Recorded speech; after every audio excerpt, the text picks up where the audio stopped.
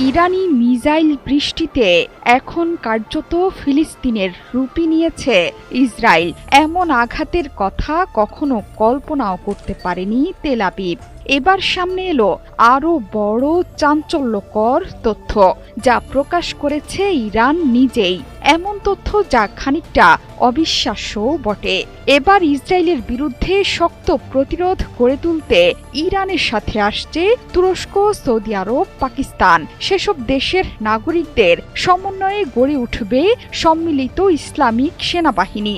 এক সাক্ষাৎকারে এমন ডাক দিয়েছেন ইরানের সাবেক জ্যেষ্ঠ সামরিক কমান্ডার এবং জাতীয় নিরাপত্তা পরিষদের সদস্য মোহসেন রেজাই।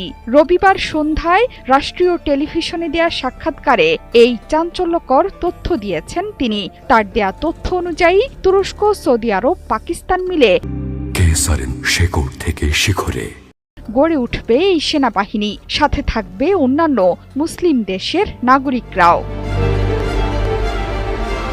মোহসেন রেজাই আরও জানিয়েছেন, শুধু এই উদ্যোগই নয়, কোনোভাবে ইসরায়েল যদি ইরানে পারমাণবিক হামলা চালায় তাহলে পাকিস্তানও দেশটিকে ধ্বংসে নিজেদের পারমাণবিক বোমা ছুড়বে।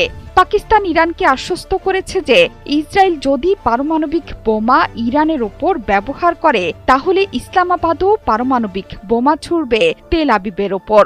এই সংঘাতের শুরু থেকেই ইরানকে সমর্থন জানাচ্ছে পাকিস্তান। এমনকি ইসরায়েলের বিরুদ্ধে মুসলিম বিশ্বের ঐক্যের ডাকও দিয়েছে দেশটি। যদিও ইরানের এই কর্মকর্তার দাবি অস্বীকার করেছেন পাকিস্তানের প্রতিরক্ষা মন্ত্রী খাজা আসিফ। সেই সাক্ষাৎকারে একের পর এক চাঞ্চল্যকর তথ্য দিয়েছেন মোহসেন রেজাই। ইসরায়েলকে তুমুল আক্রমণ করছে তেহরান, তবে আরও অনেক কিছু এখনো বাকি, সেই আভাসই দিলেন আইআরজিসির সাবেক এই কমান্ডার। তিনি বলেছেন, দেশটি এখন পর্যন্ত তাদের পুরনো প্রজন্মের অস্ত্রই ইসরায়েলের বিরুদ্ধে ব্যবহার করেছে। ইসরায়েল তথা পশ্চিমাদের ভাবনার বাইরে থাকা অস্ত্রগুলোর ব্যবহার এখনো তারা করেনি। যদি সেটি করেন তাহলে ইসরায়েলের পরিণতি কেবল ধ্বংস।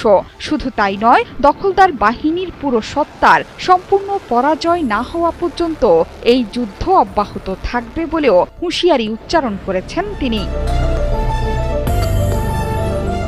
যদিও ইরান চরম সংযম প্রদর্শন করেছে বলেও মন্তব্য করেছেন তিনি। তার মতে 1.5 টনের ক্ষেপণাস্ত্র ব্যবহার হলেও সবচেয়ে শক্তিশালী বিস্ফোরক তাতে দেয়নি তেহরান। তার মানে ইরান এখনও তাদের শক্তিশালী ওয়ারহেড ব্যবহার